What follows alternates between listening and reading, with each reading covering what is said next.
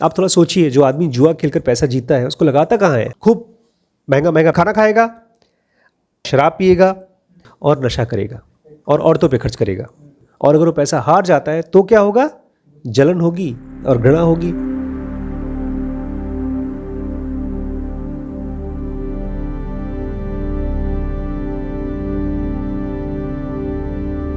नमस्कार दोस्तों, स्वागत है आपका इस सीरीज़ में जिसको हम कहते हैं Aghora the left hand path. हम लोग जब स्पिरिचुअल बातें सुनते हैं ना, तो हम कहानियाँ पसंद करते हैं, कहानियाँ याद रखते हैं और उसमें से मिलने वाला ज्ञान भूल जाते हैं। आज मैं एक भाई साहब से मिला, उन्होंने मुझसे एक स्पिरिचुअल क्वेश्चन पूछा। इससे पहले कि मैं उनको जवाब दे सकूं, उन्होंने उसके जवाब में ढेर सारी कहानियाँ बताई। मेरे साथ अजय भैया भी बैठे थे। वो बाद में मुझसे पूछते हैं, सर क्या हुआ? इन्होंने कम से कम 38 मिनट्स तक कंटिन्यूअस नॉन स्टॉप बोलते रहे। तो कम से कम 10 मिनट तो क्वेश्चन चलता रहा और उसके बाद फिर जवाब भी खुद ही दिया। उसके बाद पैर छूकर चले गए। तो उन्होंने पूछा मुझसे, अजय भैया ने क्या हुआ? मैंने कहा इसको बोलते हैं वर्बल डायरिया। वर्बल मतलब मुंह से निकलने वाला, डायरिया मतलब आदमी को दस्त हो जाती है। जब आदमी मुंह से चुप नहीं बैठ पाता उसको बोलते हैं वर्बल डायरिया हुआ। शब्दों का पर्पस होता है समझ क्रिएट करना। जब हम किसी से कुछ कहते हैं तो उसका पर्पस होता है समझ क्रिएट करना, खाली शब्द नहीं क्रिएट करना। अगर आप कोई कहानी सुन रहे हैं और उसको अच्छे से रिपीट कर सकते हैं, लेकिन आप ज़्यादा समझदारी अपने मन में या सामने वाले के मन में नहीं देख पा रहे, इसका मतलब है आप कंफ्यूजन बढ़ा रहे हैं।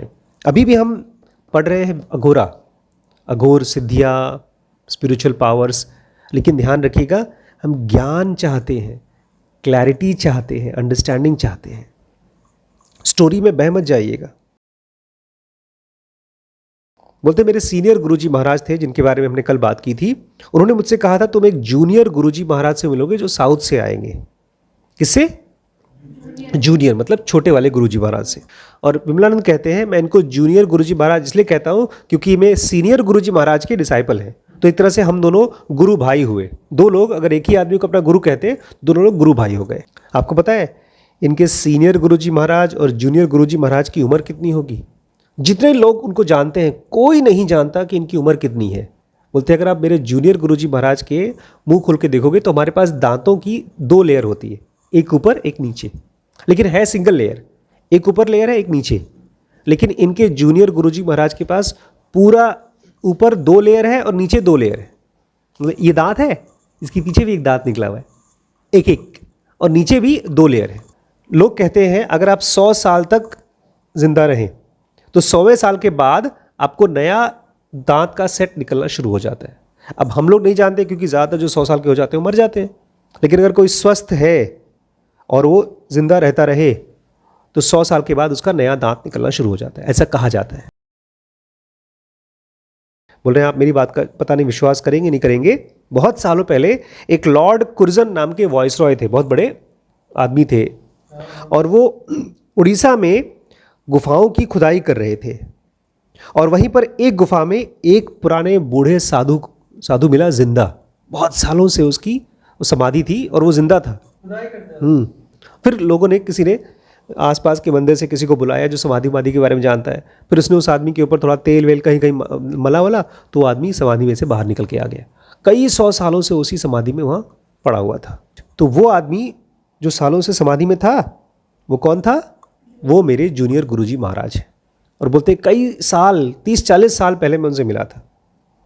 तब से लेकर के अभी तक उनके खाली एक आध बाल सफ़ेद हुए होंगे, अदरवाइज उनकी बॉडी में कोई चेंज नहीं आया है। उनकी एजिंग बहुत स्लो है। और विमलानंद कहते हैं मेरी मुलाकात मेरे गुरु से कैसे हुई ये भी अपने आप में कहानी है। बोलते हैं मुझे ना हमेशा महाराजा लोग बहुत पसंद थे, विमलानंद को। राजा लोग भी मुझे बहुत पसंद करते हैं, इसका मतलब पिछले जन्मों का कोई लिंक होगा हम लोगों का। तो ये बोलते हैं विमलानंद, मैंने राजा साहब से बोला कि कोई साधु वाधु को जानते हो, इसके पास कुछ चमत्कारी शक्तियाँ हैं?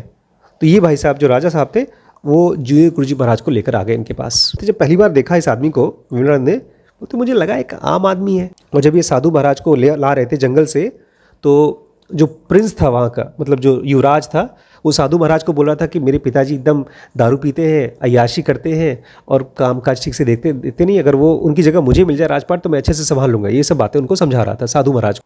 तो बुढ़ा साधु बोलता है, अच्छा तो तुम चाहते हो तुम्हारा बाप मर जाए? हाँ। और जैसे ही वो लोग गाड़ी में से उतरे तब तक से महाराजा साहब के यहाँ दिल्ली से फ़ोन आया कि वो मर गए। उसने खाली गुरुजी महाराज से बोला और उसने बोला, अच्छा चाहते हो मर जाए? मर गए। विमलानंद कहते हैं, मुझे समझ में आ गया कि इस आदमी के पास होना हो कुछ शक्तियाँ हैं। विमलानंद बोलते हैं, मेरे पास पैसे नहीं थे और मैं उन ज़माने में घोड़े के ऊपर पैसे लगाया करता था, रेस किया करता था और उसका टाइम आ गया था पैसे लगाने का। बोलते मैंने डिसाइड किया कि एक घोड़े पे पैसा लगाता हूँ, या तो डूब जाऊँगा या तो निकल जाऊँगा। जुआड़ी ऐसे ही सोचते हैं हमेशा। तो जब मैंने ये सब चीज़ें उस साधु को बताई तो उसने मेरा पर्स ले लिया और उस पर्स में एक थोड़ा सा राख डाल दी और बोला, जाओ जो भी चीज़ तुम्हें दिखाई देती है या सुनाई देती है उसके ऊपर पैसा लगा दो। तो विमलानंद बोलते हैं कि मैं उनके ऊपर हंसा। मैंने कहा, गुरुजी देखिए ये बम्बई है, यहाँ पर लोग इस तरह की बेवकूफ़ी पर विश्वास नहीं करते। बोलते फिर भी मैंने उस एनवेलप को अपने पास रखा पॉकेट में और रेस के लिए चला गया, वो राख वाला एनवेलप। बोलते एक तो उस बुढ़े आदमी ने मेरा 3 रेस लेट करा दिया, मैं पहुंचा नहीं 3 रेस में। बोलते प्लस मैं गाली दे रहा था उसको, क्योंकि जिन 2 घोड़ों पर मैं पैसा लगाने वाला था उनका वो रेस हो चुका था और जीत चुके थे, वो 2 मौके चले गए। अभी बुढ़े आदमी की राख की वजह से मेरा 2 रेस हार गया, मैं मिस कर गया। बोलते मैंने सोच रखा था आज जाऊंगा बुढ़े को मारूंगा अभी उसके गुरु नहीं बने ये। बोलते वहीं एक पेड़ के पास बैठकर मैं परेशान हो रहा था। तब तक से मैंने एक किसी घोड़े का नंबर सुना अपने कान में कि इस घोड़े के ऊपर पैसा लगाओ। बोलते पहले तो मुझे लगा ये सब बकवास बात है, लेकिन फिर मुझे लगा शायद यार पैसा लगा के देखूं। और जो घोड़ा था उसके ऊपर जो आदमी घोड़ा चलाने वाला था उसका नाम था घुम्मन सिंह। बोलते हैं जब मैंने उसके बारे में थोड़ा इतिहास लिया तो पूरी ज़िंदगी में कभी कोई रेस नहीं जीता था वो आदमी। विमलानंद बोलते हैं इस बुढ़े को तो कुछ पता ही नहीं है क्या कर रहा है, शो ऑफ कर रहा है फालतू में। बोलते मैं गया खिड़की पर और वो जो घुम्मन सिंह वाला घोड़ा था उसके ऊपर नहीं लगाया पैसा, उसका नंबर था 6। बोलते मैंने उसको कहा 7 पे पैसे लगा दे, और वो आदमी ने पता नहीं क्या सुना, उसने 6 पे लगा दिया। जो घोड़ा उसने सुना था उसको बोला था 7 पे लगाओ, लेकिन 6 पे लगा दिया। बोलते जब मैंने टिकट निकाल के देखा तो मैंने कहा भैया चेंज कर दे, तब तक टिकट काउंटर बंद।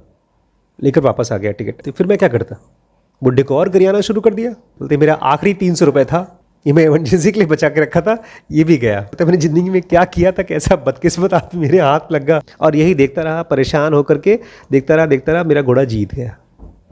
बोलते मुझे विश्वास नहीं कर पाया, मुझे 1 रुपये का 70 रुपये मिला। 300 रुपये का कितना मिला? 300 इंटू 70 21,000। और ये वो ज़माना था जहाँ पर 100 रुपये महीने की तनख्वाह होती थी। तो 21,000 रुपये इनको मिले, साल 2 साल के पैसे मिल गए। और बाद में मुझे पता चला कि घुम्मन सिंह ने अपनी पूरी ज़िंदगी में खाली वही एक रेस जीती थी बस। बोलते उस दिन से जब भी मुझे कोई आवाज़ सुनाई देती थी तो उसको मैं ध्यान से सुनता था और उसी पे पैसे लगाता था। मेरी गलती मैंने मान ली और उस दिन मैंने कई घोड़ों पर रेस लगाया। टोटल पैसे जो मैंने जीते वो थे 59,000 रुपये, जो आज के शायद करोड़ रुपए के बराबर होगा। और फिर मैं गया बार में और जितना हो सकता था खूब ड्रिंक लिया मैंने। विमलानंद जी ने, अघोरी विमलानंद जी ने बोलते हैं, और मैंने कहा यार इस साधु को पकड़ के रखना, ये तुम्हें करोड़पति बना के रखेगा। बोलते हैं आपको ख़राब लगता होगा, लेकिन क्या करता, उसमें मुझे पैसे की बहुत सख्त ज़रूरत थी। बोलते मैं अघोरी हूँ, अगर मैं चाहता तो मैं शमशान में जा कर के कुछ ऐसी अघोर क्रियाएँ करता कि जो वहाँ पर आत्माएँ हैं मुझे पैसा दे देती, लेकिन मैं ऐसा करना नहीं चाहता था। मैं स्पिरिट से अगर पैसा ले लो तो आपको टॉर्चर करती है ज़िंदगी भर, इसलिए मैं वो नहीं करता। मुझे लगा ये बुढ़ा आदमी है, ये अगर भूत प्रेतों से हेल्प ले रहा है तो उसके ऊपर कर्म गिर रहा है, मेरे को क्या करना है, बोलते चलने दो। और बोलते जब मैं घर पहुंचा वो साधु मेरे पर चिल्लाने लगा, तो तुम्हारी हिम्मत कैसे हुई शराब पीने की? तो मैंने कहा गुरुजी ठग काय रहे हो, क्यों ठग रहे हो, क्यों ठग रहे हो? जेब में से पैसे निकाले, फेंक दिए उनके पैर, ले लो तुम्हें जितना पैसा चाहिए ले लो। इससे और गुस्से हो गए हो। बोलते मेरे दोस्त को उन्होंने कहा जाओ इसको जितनी उल्टी करा सकते उल्टी कराओ, और इसको एनिमा भी कराओ, एनिमा मतलब लैट्रिन कराओ, इसको इसमें बॉडी में से दारू निकलवाओ। तो खूब अच्छे से मेरी गई सफाई की गई और रात तक मैं फिर से होश में आ गया। बोलते जब वापस उस साधु के पास गया तो उसके पास एक डंडी थी, उस डंडी से 2 खींचकर मुझे मारा और बोला इसलिए तुमने जन्म ले रखा है, इसलिए भगवान ने तुम्हें पैदा किया इस दुनिया में। बोलते और 2 डंडों से जो उसने मारा था उससे मेरे पिछले जन्म की मेमोरी खुल गई, याद खुल गई। मैं कहाँ पैदा हुआ था, क्या हुआ था, और मुझे ये समझ में आ गया कि मैं किस लिए पैदा हुआ हूँ, मुझसे क्या उम्मीद करती है लाइफ, मुझे क्या करना चाहिए। और इसीलिए विमलानंद कहते हैं मैं उस आदमी को अपना गुरु मानता हूँ। इसलिए नहीं क्योंकि उन्होंने मुझे मंत्र जप करना सिखाया है, बल्कि इसलिए क्योंकि उन्होंने मुझे याद करा दिया कि मैं कौन हूँ। बोलते यहाँ पर मैं आपको एक चीज़ बता दूँ, जुआ खेलना ब्रेन के लिए बहुत ही खतरनाक चीज़ है, खराब चीज़ है। 3 चीज़ें हैं जो दुनिया में सबसे खराब है, मीट, अल्कोहल शराब और सेक्स। बोलते हैं तीनों चीज़ों से होता क्या है, हम चाहे शराब पिए, चाहे आप मीट खाएं, चाहे सेक्स करें, ये आपको आपकी कॉन्शियसनेस से जोड़ देती है। लेकिन इन सब में सबसे परमानेंट जो खतरनाक है वो गैम्बलिंग है, जुआ है। आप थोड़ा सोचिए, जो आदमी जुआ खेलकर पैसा जीतता है उसको लगाता कहाँ है, खूब महंगा महंगा खाना खाएगा, अल्कोहल शराब पिएगा और नशा करेगा और औरतों पे खर्च करेगा। और अगर वो पैसा हार जाता है तो क्या होगा, जलन होगी और घृणा होगी। उसके मन में ख्याल आता है अच्छा उसने मुझे बेवकूफ़ बनाया, उसने चीट किया, उसको गुस्सा डेवलप होता है। आप जीते हो तो जाकर के नशा करते हो, आप हारते हो तो आप घृणा करते हो, ये आपका पैटर्न हो जाता है। और अगर वो बहुत चालाक है तो अपने दुश्मन को इकोनॉमिकली रुपए पैसे से ख़त्म कर देगा। बोलते हैं जुए के अलावा 2 और ऐसे पाप हैं जिसका पाप आप कई जन्मों में उतरता है। एक है रेप, किसी का बलात्कार करना, और दूसरा है अपने गुरु की हत्या करना। बोलते बड़ा अजीब है, मेरे दोनों गुरुओं ने मुझे पहले तो गैम्बलिंग करने के लिए धक्का मारा, उसके बाद मुझे उसमें से निकाला, रोका। लेकिन उन्होंने क्यों किया, क्योंकि उस समय बहुत गरीब था और यही तरीका था मुझे हेल्प करने के लिए, पैसे के लिए। प्लस वो दिखाना भी चाहते थे कि वो कितने चमत्कारी शक्तियाँ हैं उनके पास। और ध्यान रखिएगा, उनको तो पहले से पता था मैं जीतने वाला हूँ, तो जुआ था नहीं, जुआ खाली मेरे लिए था, उनके लिए तो खाली पूर्वाभास था, उनको तो अंतर्यामी शक्तियाँ थी उनके पास। वो एक तरह से उन्होंने तपस्या की है, उसी पे वो ब्याज कमा रहे थे जो मुझे दे रहे थे। तो सवाल ये उठता है, क्या उन्होंने जो रुपया पैसा मुझे इस जुए में, घोड़े की रेस में कमा के दिया, इसका कर्म का फल उनको भोगना पड़ेगा? बिल्कुल भोगना पड़ेगा। कर्म का फल हर किसी को भोगना पड़ता है, इसलिए एक आदमी को सोच समझ के कर्म करना चाहिए। तो आखिर इन लोगों ने ऐसा किया क्यों, अपनी चमत्कारी शक्तियाँ क्यों यूज़ की विमलानंद को अमीर बनाने के लिए? अच्छा, मैं आपको क्वेश्चन दूसरे तरीके से पूछता हूँ।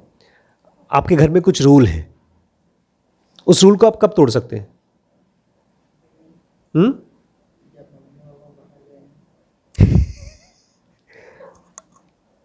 अच्छा, मान लीजिए ट्रैफिक में आप जा रहे हैं, लाल लाइट है, तोड़ना चाहिए कि नहीं तोड़ना चाहिए? नहीं। कब तोड़ना चाहिए? जब कोई बहुत बड़ी इमरजेंसी हो, एम्बुलेंस में है, मरीज मर रहा है, उसको जल्दी से जल्दी हॉस्पिटल पहुंचाना है, कोई रेयर केस में आप उस रूल को तोड़ेंगे। तो ज़रूर ये रेयर केस था जिसमें एक गुरु ने अपने शिष्य को स्पिरिचुअल रास्ते पे लाने के लिए रूल तोड़ा। इसको जस्टिफाई नहीं करना है कभी भी। मिस्टिकल पावर्स जिनोगा बोलती है आती है आपके पास, उसको शो ऑफ नहीं मत करिएगा।